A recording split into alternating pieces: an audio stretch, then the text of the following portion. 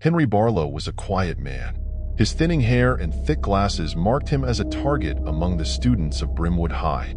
From the moment he stepped into the classroom, they sensed his vulnerability and they pounced. The taunts, the pranks, the whispering laughter, they became Henry's daily torment. Henry tried to be patient. He told himself it was just a phase, that teenagers were cruel to everyone. But the pranks grew bolder. His briefcase was filled with slime.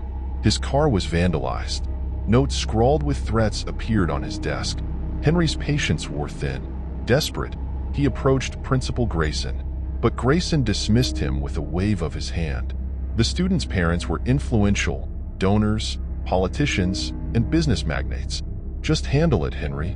It's part of the job," the principal said with a tight smile. Feeling betrayed and cornered, Henry turned to the only solace he had: his late grandmother's old books, filled with dark and esoteric knowledge. In the dim light of his cramped apartment, Henry pored over the pages, drawn to a particular ritual, a ritual that promised power and retribution. With trembling hands, he gathered the necessary items: a black candle, a dagger, a mirror, and a vial of blood.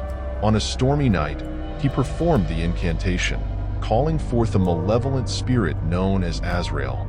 The spirit's presence was a chill in the air, a whisper in the shadows. "Give me the power to make them pay," Henry whispered, his voice trembling.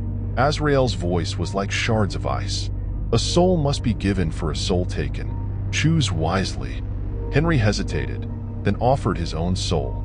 Anything to end his suffering. The pact was sealed, and a surge of dark energy filled him. The next day at school, the atmosphere was charged, almost electric. Henry could feel the spirit's presence lurking, waiting. He watched the students with a cold detachment, knowing their time was short. The first incident occurred in the cafeteria. One of his tormentors, a burly football player named Chad, started coughing violently. His face turned red, then purple, as he clutched his throat. The cafeteria watched in horror as Chad collapsed, lifeless. Panic spread through the school. Over the next week, the deaths continued, each more gruesome than the last. One girl fell down the stairs, her neck snapping at an unnatural angle. Another student was found hanging in the locker room, eyes bulging, face twisted in terror. Rumors of a curse spread like wildfire. The police were baffled, finding no evidence of foul play. The students whispered about Henry, their eyes wide with fear. But there was no proof, no reason to suspect him.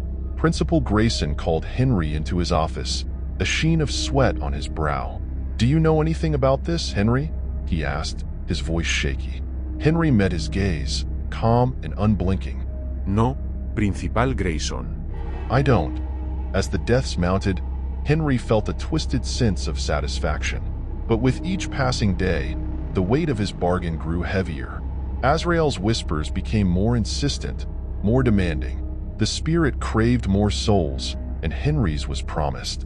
One night, as Henry performed another ritual, Azrael appeared, its form more tangible, more menacing. "You cannot escape your fate, Henry. Your soul is mine."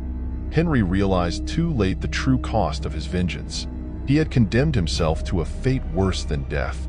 As the spirit enveloped him, his screams echoed through the empty apartment, unheard by the world outside. The next morning, the school was eerily silent. Henry's absence was noted, but the students dared not speak his name. The deaths ceased, but the fear remained, a dark stain on Brimwood High. In the years that followed, the story of Mr. Barlow became a cautionary tale, whispered among the students. They spoke of a teacher who sought revenge and paid the ultimate price, a man whose soul was taken by a malevolent spirit. And on stormy nights, when the wind howled through the halls, they claimed to hear his screams, a reminder that some bargains are better left unmade.